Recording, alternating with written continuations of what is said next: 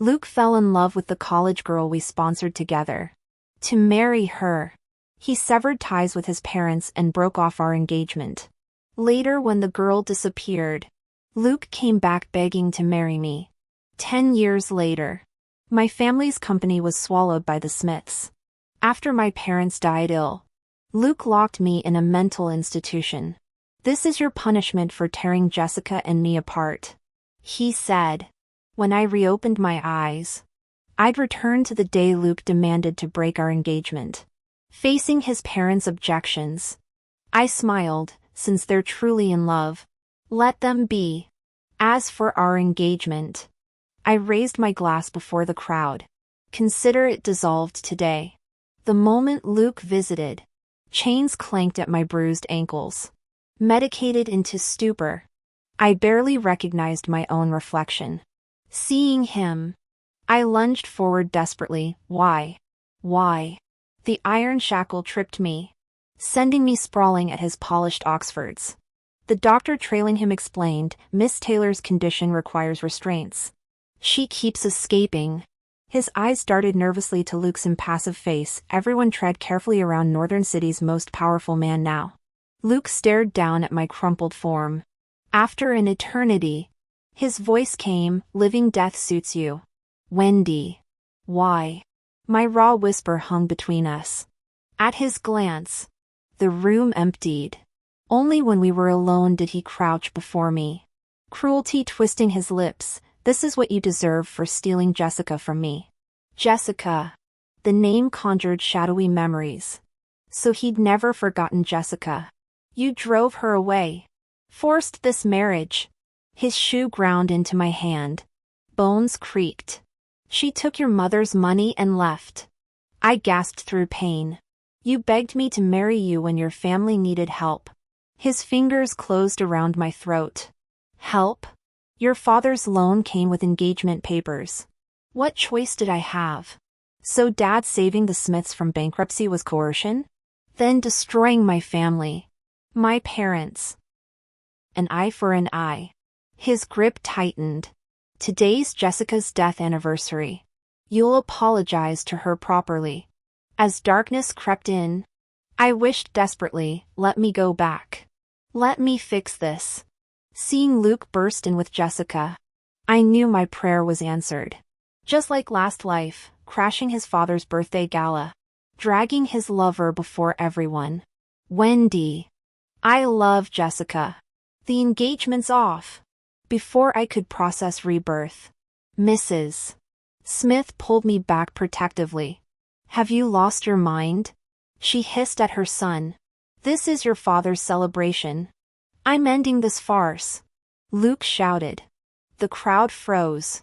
Champagne flutes hovering mid-sip. Mrs. Smith stepped between us, trembling with fury. My younger self should have been devastated. Now, watching history repeat, I almost laughed. Let them keep their precious golden boy. This time, I'll burn their empire to ashes. The grand banquet hall suddenly fell silent. Everyone's eyes fixed on Luke.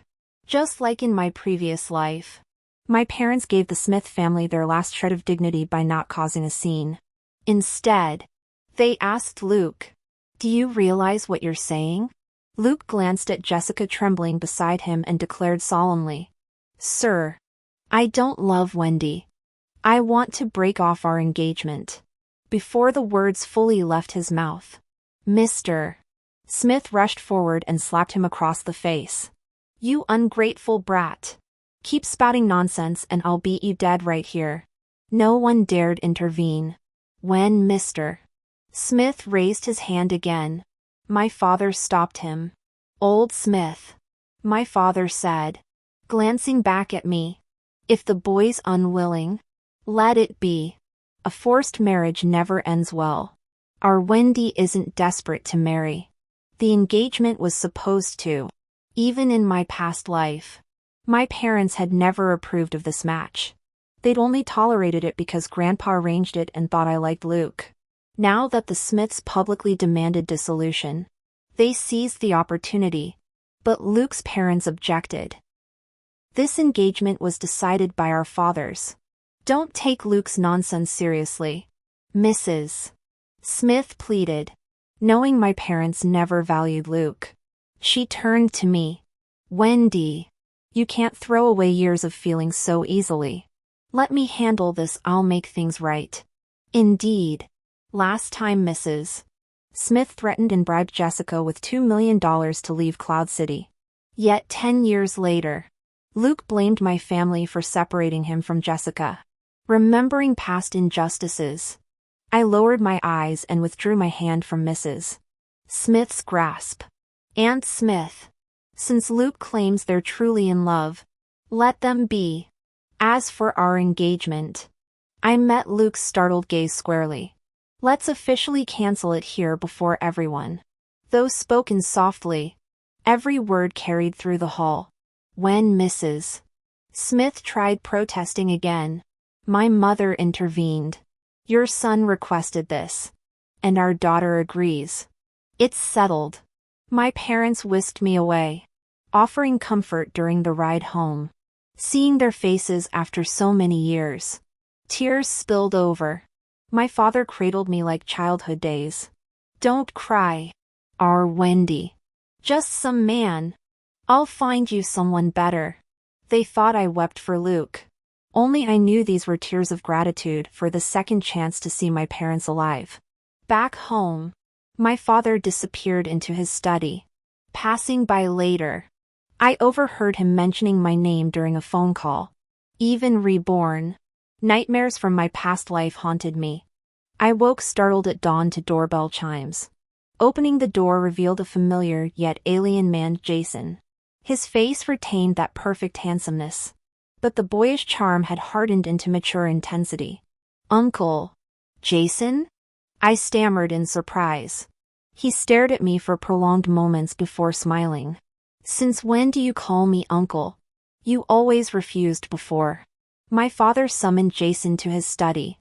When delivering fruits later, I caught snippets, arrived at 4 a.m. The Johnson estate wasn't ready, so I came straight here. Knew you rose early. My father frowned. You waited outside 3 hours? Why not ring? We have guest rooms. When I appeared at the doorway, my father abruptly stopped speaking. This is Jason Johnson, the youngest son of the Johnson family's elder. Do you remember him? He asked. Seeing my nod, his smile turned cryptic. Good that you remember. Breakfast was prepared by our housekeeper. Throughout the meal, my parents kept inquiring about Jason's life abroad these years. With my eldest brother and second sister around, you know how traditional our family is. Jason replied with a graceful, resigned smile. I had little recollection of Jason's eldest brother. After the Johnson patriarch passed away, most family members relocated overseas. Yet Jason insisted on finishing high school in Northridge. Being the late-born child doted upon by the entire Johnson clan, particularly his eldest brother and sister, he'd likely lived comfortably abroad. As my father prepared another question, the housekeeper announced visitors, Mr. and Mrs. Smith have arrived with their son. Before she finished speaking, Mrs. Smith bustled in. Wendy, we brought Luke to apologize for yesterday's disgraceful behavior. My parents' earlier warmth toward Jason evaporated. The matter's settled. No apology necessary, my father said coldly. Undeterred, Mrs. Smith grasped my arm. Their childhood bond remains. Wendy's always cherished Luke. Surely. Her words trailed off as Luke entered and spotted Jason. Why's he back? He demanded. All eyes shifted to Jason. My father cleared his throat. Mr. Johnson is our guest. Turning to Mr. Smith, he continued sternly. Your son publicly dissolved the engagement yesterday. Spilt water can't be gathered, the betrothal's void. We'll dispense with apologies. You may leave. The air thickened with tension. Jason checked his wristwatch. I've pending matters to address since returning. I'll take my leave now. True to memory. Despite his privileged upbringing, Jason retained impeccable manners, polished yet unpretentious. As my father escorted him out, Luke glared at me. The engagement breaks yesterday, and Jason conveniently returns today? How efficient. His words resurrected old memories. Before Jessica appeared, I'd believed Luke might have loved me. He'd once jealously guarded me from other suitors, combed entire burrows for midnight dumpling cravings. But those breezes of the past had scattered. Now Jessica occupied the space I'd once held in Luke's heart. Please leave, Mrs. Smith. I extracted my arm from her grasp. As I turned toward the stairs, Luke shouted, Wendy! Think I'm here begging? You're nothing without your family's status. What makes you superior to Jessica? Before I could respond, Mr. Smith's slap cracked across Luke's face. Remember your promises. You heard Wendy's resolve to sever ties. Luke yelled, neck corded. Why force me to grovel? Why forbid marrying Jessica? She surpasses Wendy in every way but birth. Watching his theatrical outburst, I laughed mirthlessly. They're truly in love. Shouldn't you bless their union? In my previous life, Luke blamed me for obstructing his happy ending with Jessica. Now liberated, I'd witness whether their love could truly conquer all. My provocation ignited chaos. Mr. Smith raised his hand again as Mrs. Smith berated their son. Suddenly, the front door burst open. The housekeeper failed to stop an intruder charging through. I recognized her as Jessica. She stepped forward, shielding Luke behind her. Uncle, Auntie, this is all my fault. If you want to blame someone, blame me. I'm the one who foolishly fell for Luke. I'm so sorry, it's all my mistake. Then she turned to me with tearful eyes. Wendy, please forgive me. Luke did nothing wrong. The fault is entirely mine. I couldn't control my own heart. I watched Jessica's calculated display of vulnerability with cold detachment. The melodrama escalated until even my mother lost patience, summoning security to escort them out. The fallout between Luke and me became the talk of Northern Heights. Whispers followed me everywhere, even at the charity gala where curious glances trailed my every move. The atmosphere shifted when Luke arrived hand in hand with Jessica. From my peripheral vision, I noticed event staff guiding the couple toward my row. Glancing at the seating chart confirmed they'd placed Luke's seat in the front row, same as mine, separated by one empty chair. As Luke settled in, Jessica attempted to sit beside him. I arched an eyebrow, waiting. The staff member intervened politely. Miss, these front seats are reserved. Your guest pass indicates seating in the third row. His quiet explanation carried through the sudden hush. All eyes turned to the unfolding scene as Jessica froze mid-sit, fingers nervously twisting her sequined skirt. The dim lighting caught suspicious glimmer at her eyelids, whether glitter or tears remained unclear. Luke murmured reassurances, trying to guide her away. But this is my first formal event, Jessica quavered, shooting me a sidelong glance. I'm scared without you. Then stay, Luke declared, stubbornly pulling her down. Sir, the staff's voice tightened. This seat belongs to Mr. Harrison. Please don't make this difficult. Snickers rippled through nearby attendees. Who does she think she is? Trying to claim front row status before the ring? The barbed comments reached everyone, staining Luke's ears red and freezing Jessica in mortification. I kept my gaze lowered, yet still became their target. Wendy, stop smirking, Luke snapped, turning blankly. I replied, was I? Must have been involuntary reflex. My tone sharpened. If Jessica's inexperienced, what's your excuse? Too besotted to brief your girlfriend on basic etiquette? The confrontation halted as lights brightened, drawing attention to new arrivals. Gasps spread when Jason entered, his tailored tuxedo a far cry from the man I'd seen lingering outside my townhouse last week. Northern Heights elite swarmed him like moths to flame, though his polite smiles held professional distance. Our eyes met during his scanning glance. I offered a perfunctory nod before looking away. Behind me, the staff pressed. "Luke, please have your companion relocate." Jason approached our row just as the standoff reached its peak. His gaze swept over the tense trio, aristocratic features revealing nothing. He walked straight up to me and extended his hand. "Wendy Taylor. Long time no see." I assumed his special treatment stemmed from my father's influence.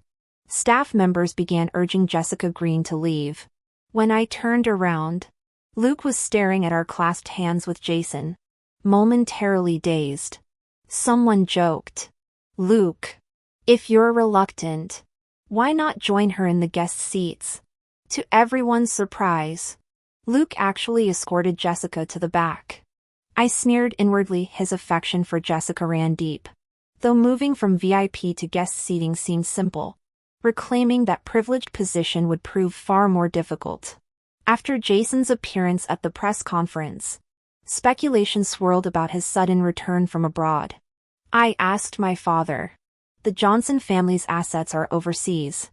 Why did Jason come back now? He gave me a meaningful look. People come and go as they please. Why the sudden interest? Leaning closer with sudden realization, he pressed. "Do you care about him?" I shook my head. "Just curious." In my previous life's timeline, Jason hadn't returned this early. I only recalled my father receiving a phone call during my wedding to Luke, remaining distracted throughout the ceremony. Months later, I'd heard through gossip, "Did you know he died on your wedding day?" My rebirth had altered timelines, canceling my engagement to Luke, sparing Jason's life. Now my parents invited Jason for weekend dinner. Over meals, they reminisced about our childhood. "When we told Wendy to call you uncle, she stubbornly refused." Jason's eyes crinkled with amusement. "She complies now. Only a year older. We'd been childhood playmates. Being forced to call him uncle felt absurd then. I was immature." I shrugged. Flushed with wine, my father grew talkative. "You were such a visual child, clinging to Jason because he was pretty. Even vowed to marry him someday." Laughter filled the room. Jason's lowered lashes couldn't conceal his smile, pinkness spreading from cheeks to earlobes. Rather than embarrassment, I felt pride in my childhood taste. Jason's beauty had only intensified with time. After dinner, my parents instructed me to walk Jason out. We encountered Luke and Jessica near the Smith family villa in our gated community. Jessica's tearful voice carried, "Your parents look down on me, poor girl from the mountains. They prefer Wendy. Think she's your perfect match." Luke's consolation twisted into insults, "Wendy's just privileged. Pretentious and stiff without her family name. She's inferior to you in every way." "Really?" Jessica sniffled. "But everyone says she's prettier." "Not to me. Wendy's average at best. You're the beautiful one." Unnoticed, Jason and I stood frozen, absorbing their cruel duet. When Luke finally spotted us, his eyes darted between me and Jason. "Wendy, what are you two doing together so late?" I reached for Jason's arm to leave, but he stood rooted. "I thought you had vision problems." "Luke." Jason's voice turned icy, a tone I'd never heard him use. His gaze swept over Jessica. "Get your eyes checked." Clasping my hand, he led me past the stunned pair. Jessica's renewed sobs and Luke's strained comforting faded behind us. After several blocks, Jason released my hand. "My apologies." I knew he was apologizing for holding my hand earlier. "It's fine." I waved my hand dismissively. The news about Jessica Green's pregnancy reached me a month later. Now that she's carrying his child, shouldn't the Smith family let her in? I bet it'll happen soon. The two women chatting were companions brought by Jason Johnson's friends. I sat sprawled on the private club's sofa, half listening to their conversation. Only I knew the Smiths' financial troubles were surfacing. Luke Smith's parents would never accept Jessica now, not when they were counting on my Taylor family's bailout.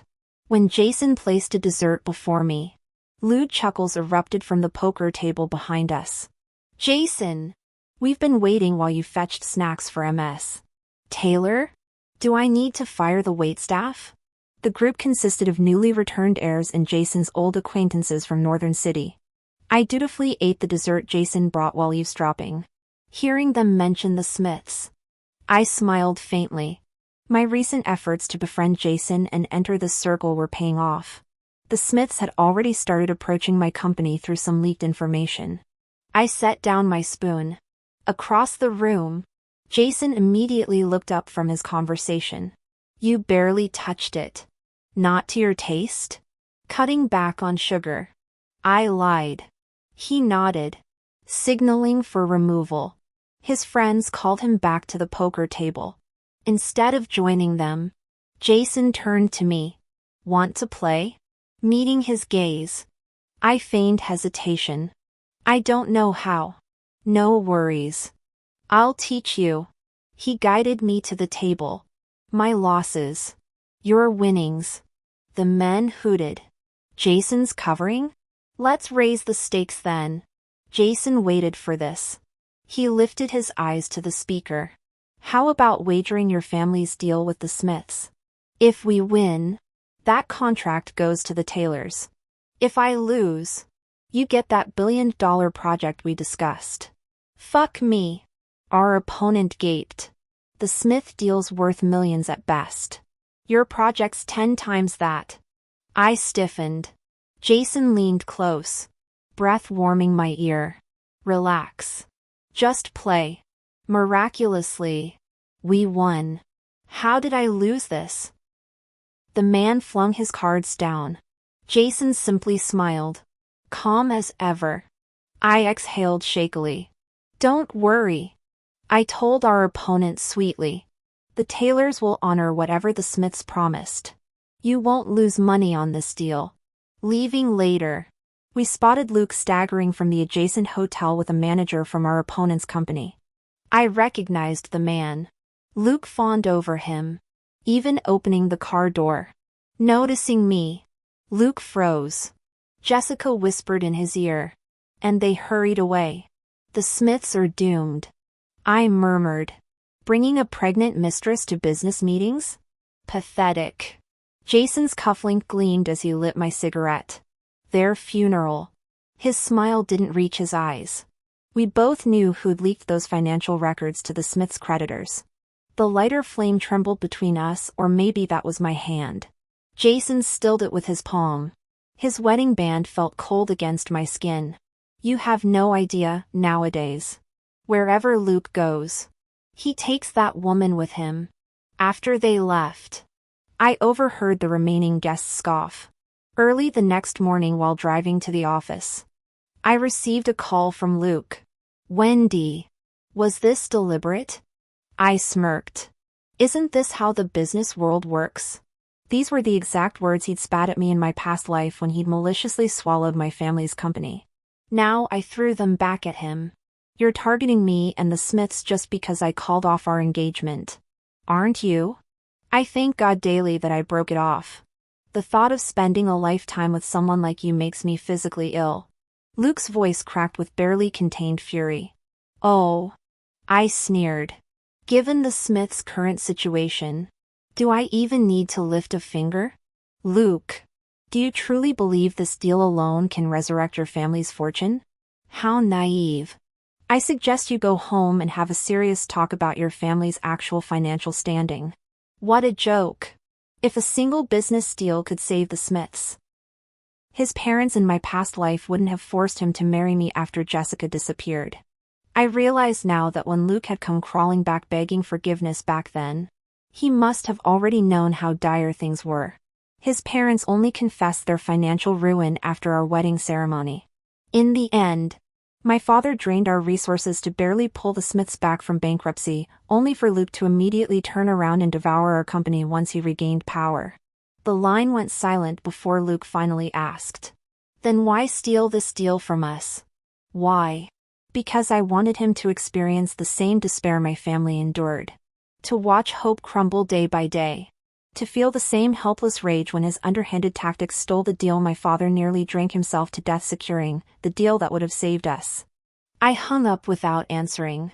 Truthfully, I could bankrupt the Smiths by tomorrow if I pushed now. But where's the satisfaction in that? I want to watch Luke flail in quicksand. I want him to understand even without me standing between them.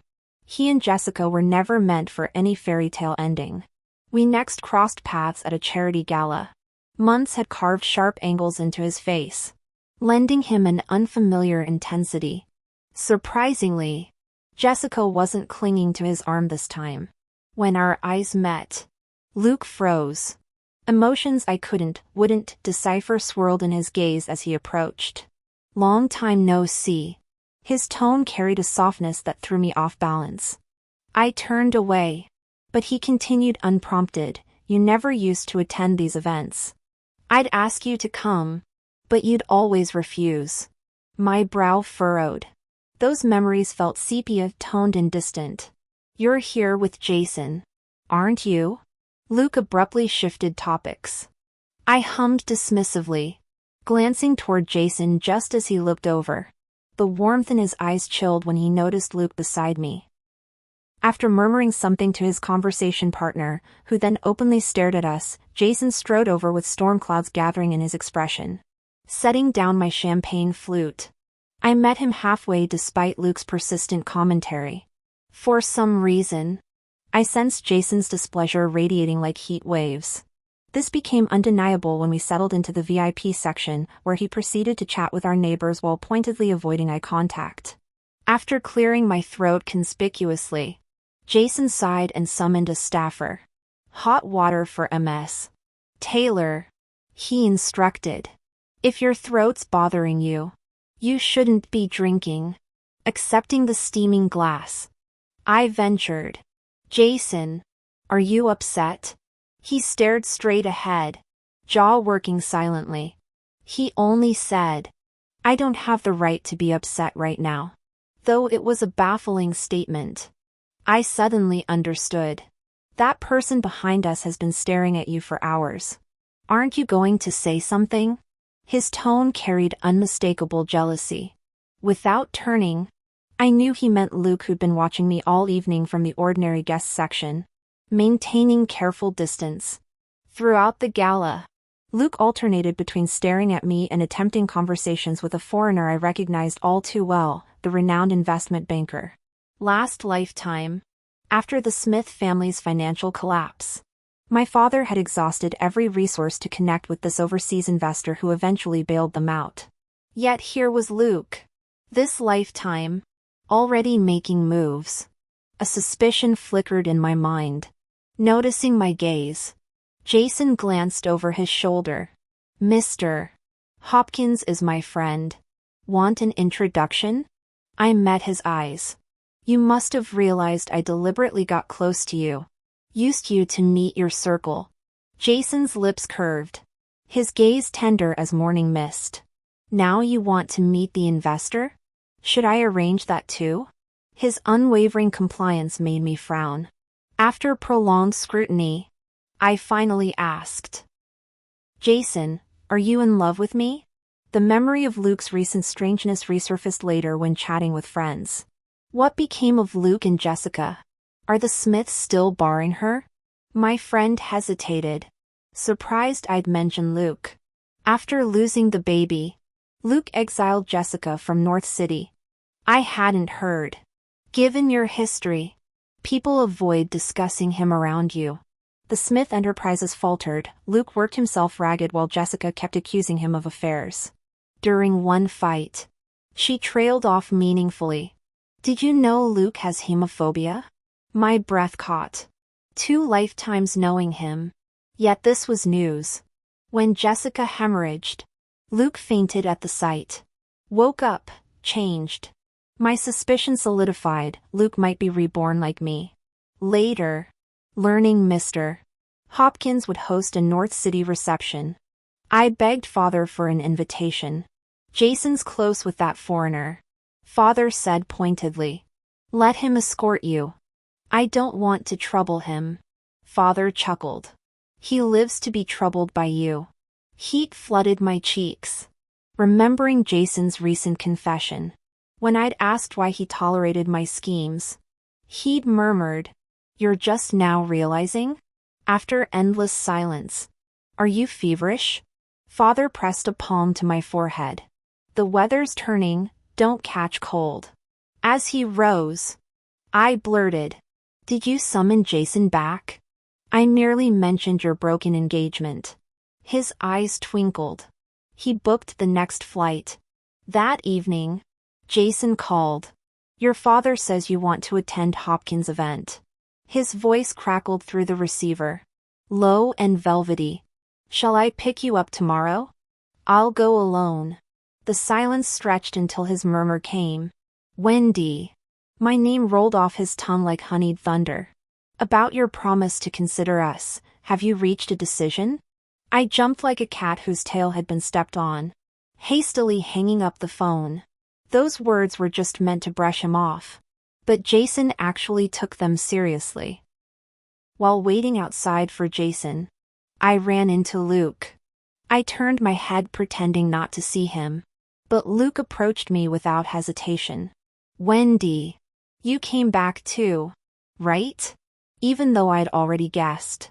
Hearing him say it still felt surreal.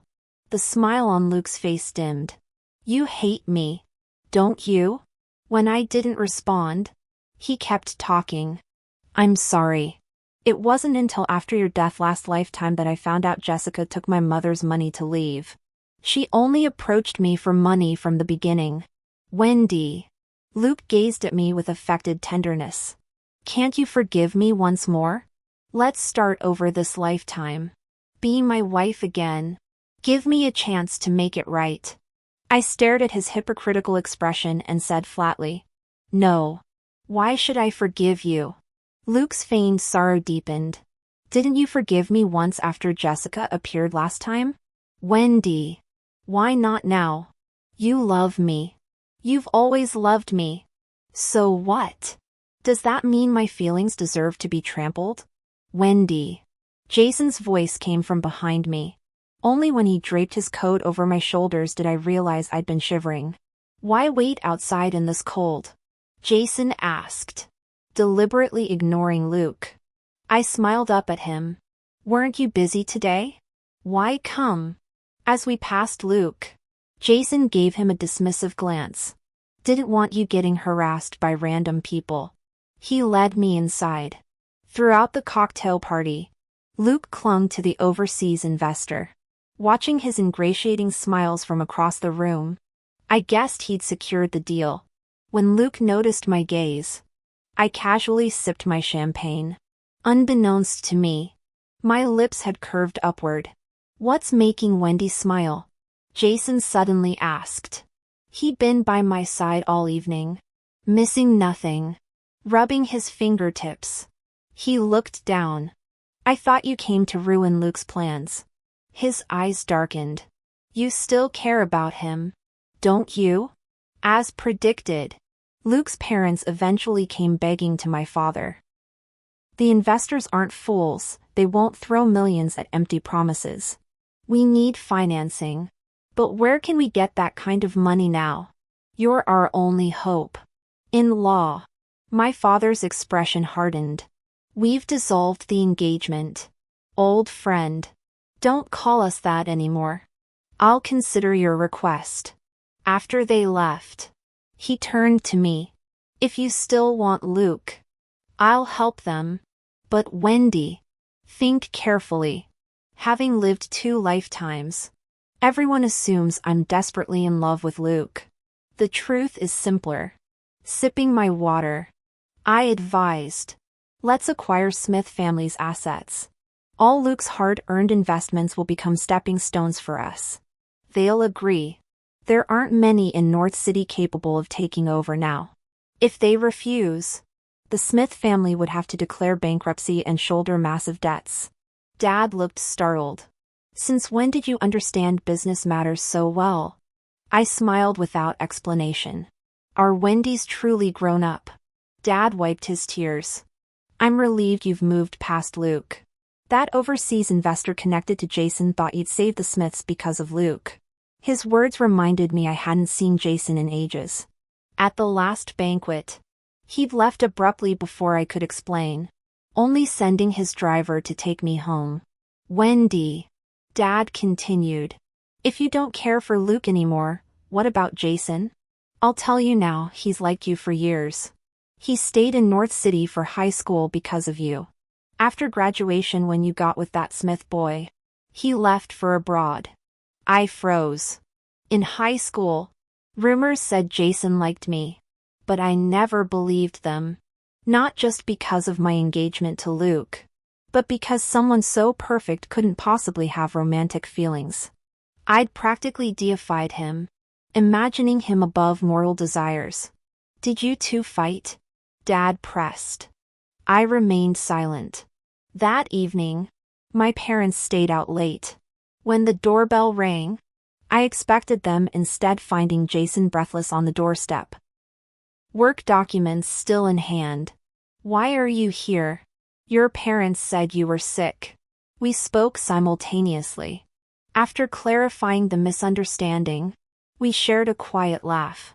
As he turned to leave, I called out, Jason. He paused, waiting.